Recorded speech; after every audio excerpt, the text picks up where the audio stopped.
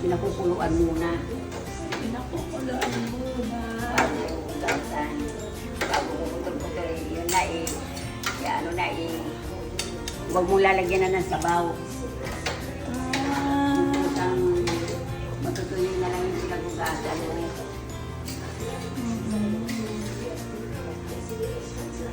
Huwag mo nang lalagyan siya na. Hugasan natin para malis yung mga dumi. Ang lawan muna, tapos hugasan. Tapos lagyan mo ng asin, kaunting bitsin. Ito, prito na siya. Huwag mo na lagyan na siya ng mantika. Lagyan mo lang sa kawali kung siya matutuyo yun. Yung mantika niya, yun ang magiging ano niya. Magkuprito sa kanya. Sa kanya, oo. Yan. Ang palambot pala yun. Kaya hindi mo pinalambot, matigas. Kaya kailangan. Tapos pagkatapos ng pagkalaga, hugasan mo. Hugasang mabuti. Kasi para yung mga dumi matanggal. Ganting lang. Para pag may naanap ako sa iyo, okay. Alam ko kung paano. Paano mo nagawin mo? So, putol-putol mo na lang. Yung maliliit ng putol. Kasi pagka nalaluto yan, maliliit na.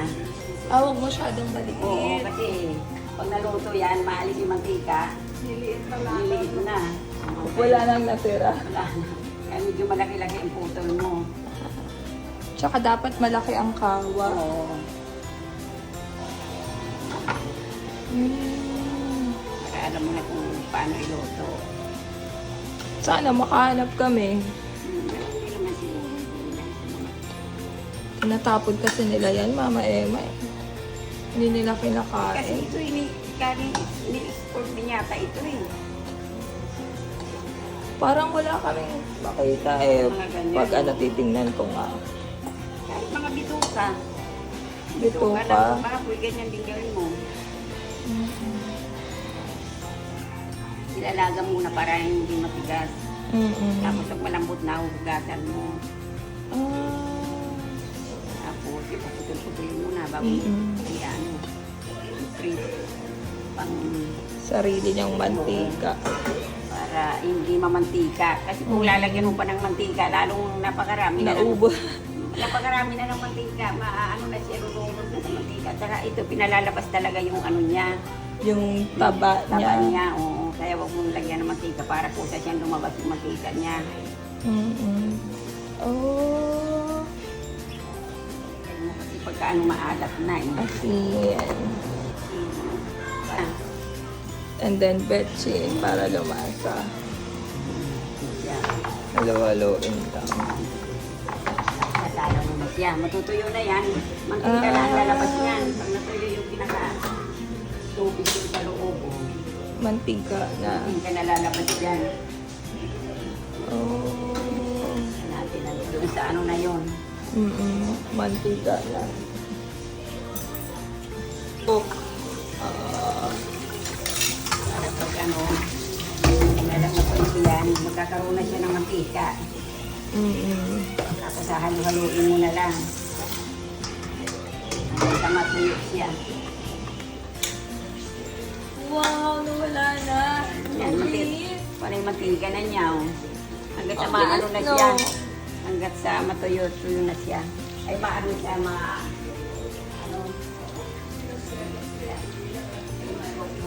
Ma-fry siya. Dito yung paluin natin kaunti. Ano gusto nyo yung masyadong malutong? Malapit na. Kasi yung iba ayaw na masyadong malutong eh. Ang galing. Ang iba ayaw na masyadong malutong eh.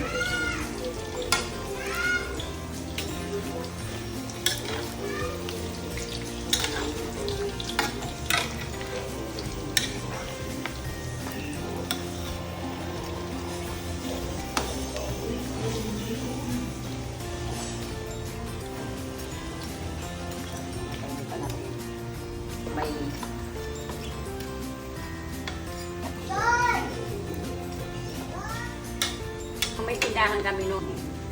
Eh, nagluluto ako nito. Tinitinda namin. Sa tindahan? Oo. Yung mga pang, pulutan. Oo. Yung yung kinilaw na dilis, mayroon din kami noon. Ah, inihaw na dilis? Hindi kinilaw. Ah, kinilaw. Oo, kinilaw. Ah, mahirap yung ikilaw. Kasi himayin. May patatinik eh. Gusto noon ng mga na-order nung sa akin, yung mga attorney pa. May Encarnacion. Yung kinilaw. Tapos bili yung doon sa akin ng yung kinilaw na dilis.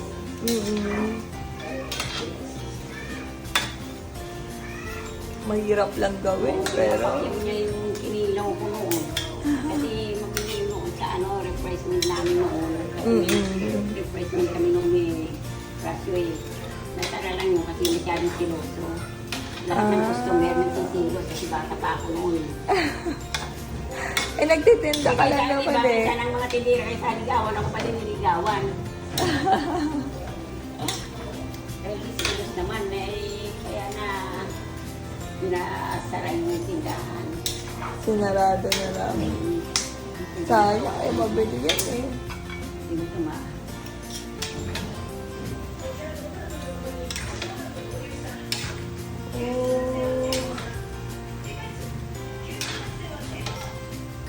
At least pag ganyan, tumutulo na talaga.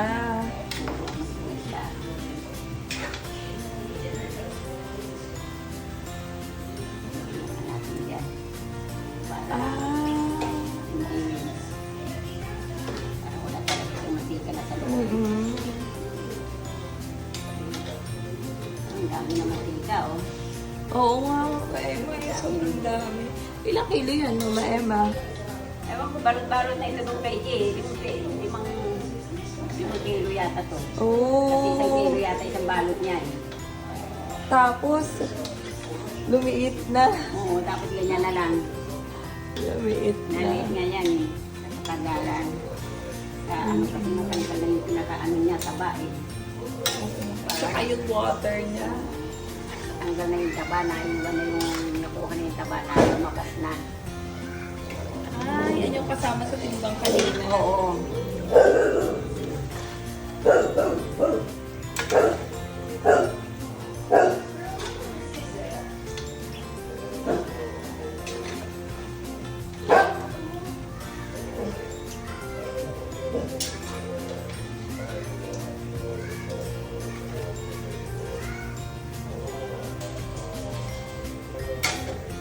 Kasi sa isang buhay. Oo nga. Ano? Bigas.